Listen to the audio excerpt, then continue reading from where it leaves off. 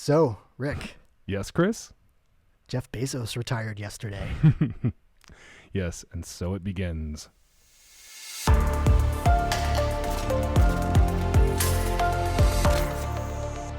everyone, it's Rick Wilson, and welcome to Dragonproof.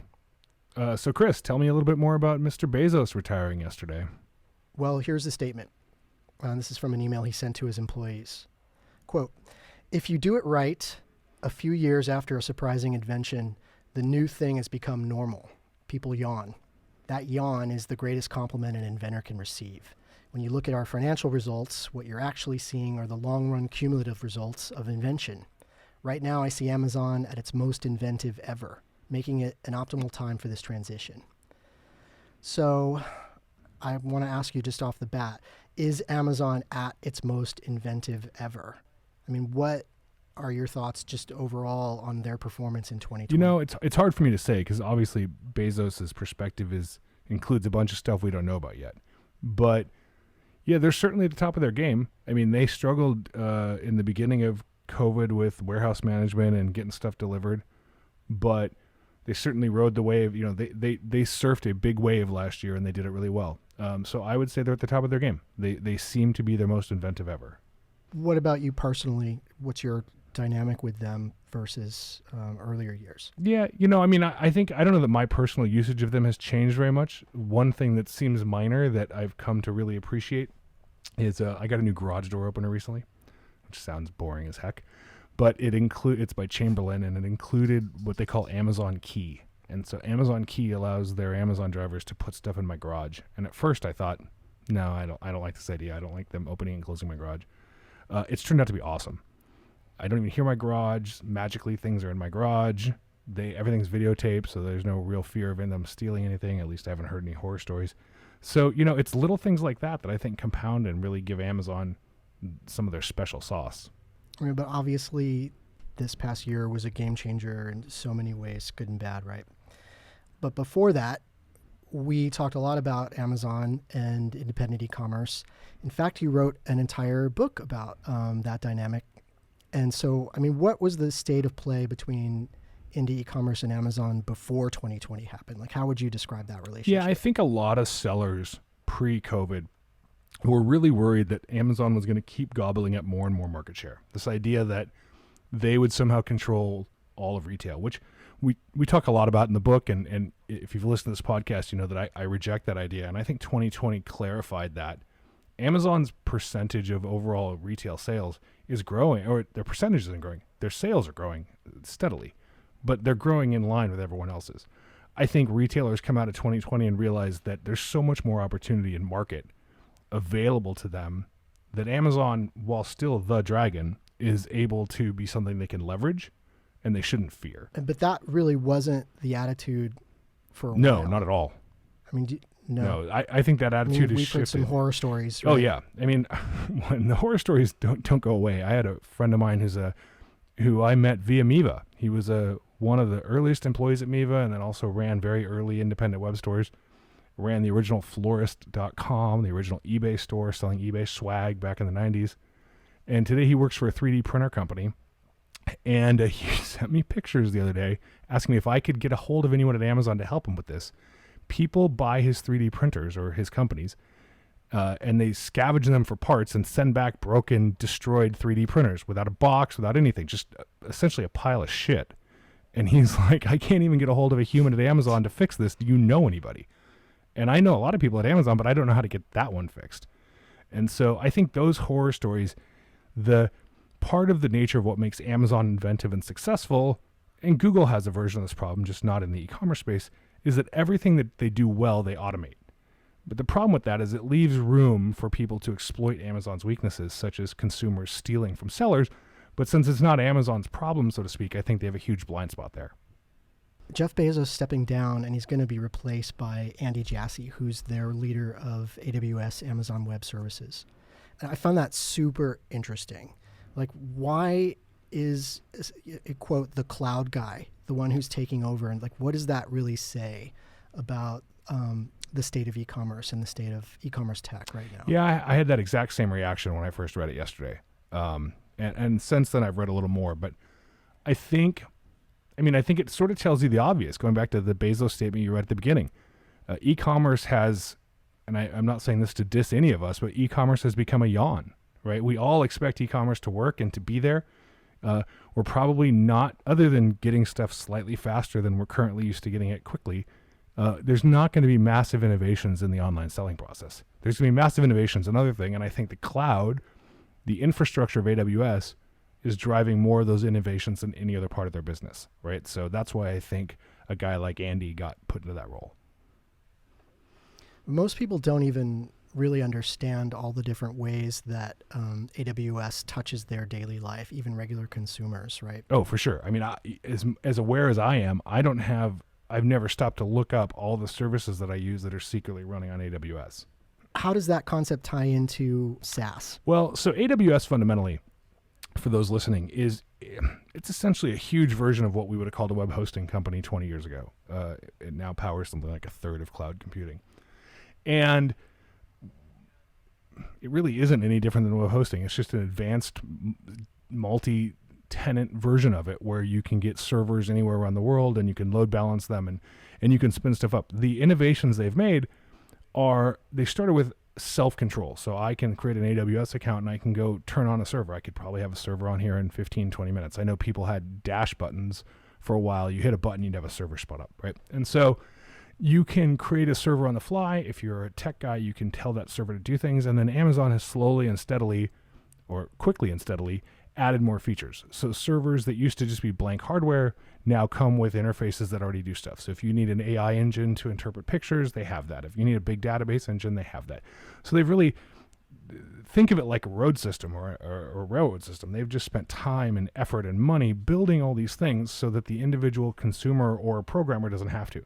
So when you're using Dropbox or Instagram or any number of things that we would use from our phone or our computers any given day, the odds of that actually touching AWS underneath the hood are probably about 1 in 3. That's pretty remarkable. So it's almost like they just got these tentacles that are seeping through our Well, they walls. do, and I don't know where this conversation is going to go about that, but I think Andy's biggest challenge is going to be managing that stuff. I mean, if you control a third of the internet or a third of the services, you can certainly understand why they're getting such antitrust pressure. I mean, is this somewhat similar to Apple's general move away from hardware and towards services? Can we predict that Amazon's business model is going to follow suit? Yeah, in many ways. That's a great question. I think that any business worth their salt or worth their $1.6 trillion, as Amazon currently is, knows that recurring revenue is the secret, even if you're that big. I mean, even if you're doing, I think I saw this morning, they did $490 billion in retail sales in 2020. But, and that's huge. I mean, that is enormous, but their value as a company is 1.6 trillion. And that doesn't count the money they're doing from Amazon Prime, from AWS, from their entertainment division. So they certainly, it's a huge beast, and they want everything to be a recurring service. And software as a service is no different, which is SaaS. So when you're interacting with other peers, not from Miva, other CEOs at other companies, like what is basically the vibe on this movement towards subscription-based models, towards cloud services, et cetera? Well, I mean, I think CEOs begrudgingly accept that that's where it's going. It would be somewhat contradictory to, and I've heard people complain, oh, everything says subscription and being nickeled and dimed by subscriptions, but you're also probably doing that with your own business. So it's really hard to get too righteous there. Right. And really, if you take a 50 or 100,000 foot view of SaaS, a well-run SaaS company is going to serve its clients a lot better than the old models where you buy something once and you have it until it breaks, right? Because the goal of a SaaS company in these circumstances is to make your life better every single day, not just good enough so that when you have to buy it again, you think about using them, right? And that was the old paradigm. The old paradigm actually of single use or temporary use licenses for software and technology was inherently anti-consumer, right? Because you just had to be good enough so that when time came to replace it, you'd consider them again. And I think today, what we all have gotten used to and expect is high quality services that work. Now, if you're trying to charge a monthly fee or a recurring fee, and your product sucks, well, you're going to be in for a rude awakening as CEO. But I think in the non-e-commerce space, CEOs and business people alike, they almost take Amazon for granted now, going back to the Bezos yawn comment, right? So they take Amazon for granted. Amazon's this thing, they treat it like an electrical utility. You turn on the power switch and it turns on. I think in the e-commerce world, it's slightly more skeptical. To keep using the electricity example, it would be versus, Tesla versus Edison kind of thing. And people in e-commerce still, even now that he's retiring to try to go to Mars, aren't going to trust Jeff Bezos. They're not going to trust him yesterday, and they're not going to trust him tomorrow. What comes after SaaS? Like, I've been exploring a lot of these ideas of paying basically by usage. Yeah, usage is still SaaS, though. I mean, if you really think about what SaaS means, the concept of it, it's software as a service. Now, that in practical terms tends to imply a monthly fee or an annual fee, but really, usage is no different. You're still paying as you go, right? You're paying for what you use. So, I mean, that's become sort of trendy in car insurance, right? And I certainly am no expert on insurance. I do my best to never use it, but I always have it. And that is, I pay for insurance on my cars, and, knock on wood, I haven't had to file a claim in years.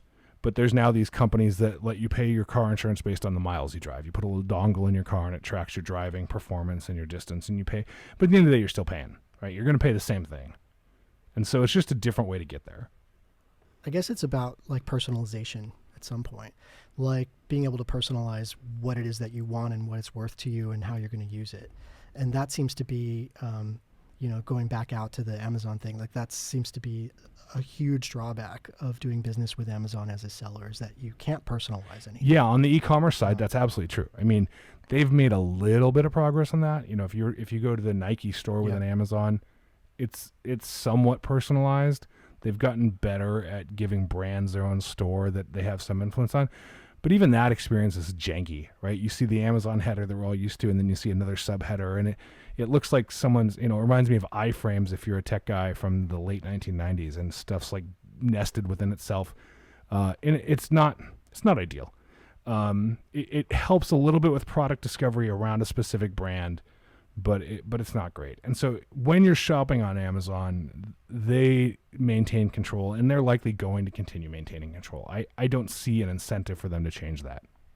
Well, how viable is it to do a kind of mix and match as a seller now in 2021? I actually would say it's almost mandatory, right? So if Amazon's controlling 40 to 50% of online sales in North America, which is roughly the numbers, you should assume that, assuming you can afford the margins, Amazon should be 40 to 50% of your sales. And if they're significantly more than that, then Amazon controls your business in a way that they shouldn't. And if they're significantly less than that, if you're not doing any sales through Amazon, but you're selling well directly or via eBay or however, you probably should be selling on Amazon as well. The only problem being that then you open yourself up to the eye of Sauron. Well, yeah, I mean, look, sees your products. You get into so many issues there, which going back to Andy and the new CEO, or Andy the new CEO, I should say. I think that's, if they had made me CEO, that's going to be the hardest part of this job. Is he has to figure out he's stepping in at their peak, or I'm sure in his mind he's hoping it's not their peak. He's hoping that he can do for Amazon what Tim Cook's done for Apple and just keep going. But he's also stepping in during a time of immense problems. Recently I was reading something political, and they were talking about how if you become president of the United States, a childish view of the presidency is that you get to work on the problems you care about, or that are fun or that are important to you. But that's actually the exact opposite. Not our last 4 years withstanding. But what you do is all the easy problems have been solved before they get to the president, right? So the president is by definition only solving hard problems, and that's certainly going to be true for Andy, the new CEO of Amazon. He doesn't get to enjoy the fun problems, probably not. In fact, it sounds like the role Jeff Bezos has crafted for himself is he gets to do all the fun stuff. He gets to be the ongoing inventor of new cool gadgets while he works on going to Mars, and Andy's got to take the shit sandwich and go deal with it. All right, well, let's say, okay, I am put in charge of these decisions, and I have decided that Rick Wilson, you are now the CEO of Amazon effective noon tomorrow. What do you do on your first day? If someone actually had to come in outside, like myself, and take over that job, the first thing you do is get to know your lieutenants, right? You know, if you have 1.3 million employees like Amazon has, you're only as good as your army right beneath you and their army beneath them. But I think the next thing is you take a sober look at your challenges. You have to empathize with why is there a faction of the American public and the American government who want to break them up? And then you need to ask yourself honest questions. Would they be better being broken up? Would it be better for AWS to be a separate company from Amazon, the retailer, from Amazon Prime, the video company, right? Because you've got a Netflix competitor in there.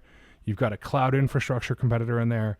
You've got a retail business in there. And that's not even counting their shipping company that competes with UPS and FedEx and the Postal Service. And they have so many major parts that if you can't be honest with yourself as CEO of a business, whether it's of Amazon and you're in the very challenging but hopefully rewarding job that Andy's about to step into, or of your own small business, if you can't be honest with yourself about your challenges, if you do anything other than abjectly fail, you're lucky, because honesty is the first step in that. If you can't let hubris cloud your vision, you have to take a sober assessment. You don't necessarily have to tell anyone else about that sober assessment. You can keep that to yourself, but you have to have a sober assessment. And I think the first thing you do in that job is figure out where your own dragons lie and make sure that the dragons don't kill the dragon. You know, when Tim Cook took over, it really was a sea change moment for Apple, and it's been extremely successful. We can have a separate debate on what happened to, you know, the Apple product and the Apple brand under Tim Cook's reign. But on many levels, it's been, you know, unbelievably roaring success. So are we in for that right now with Amazon along these lines? Like, is this truly a sea change moment? And what comes next? Yeah, I suspect we will be. You know, Andy is going to have a different challenge than Tim, in that Tim has lived in the shadow of Steve Jobs, right? So Tim Cook's had to live in the shadow of Steve Jobs, and he has a fundamentally unwinnable situation, which is it's easy to always imagine that your predecessor, who's no longer with us, would have done a better job, right? It's like boxing a ghost. So Tim Cook has had to box a ghost now for 10 years. And as you said, he's done incredibly well. And yeah, we could debate the Apple products, but I still think they're crushing it most of the time.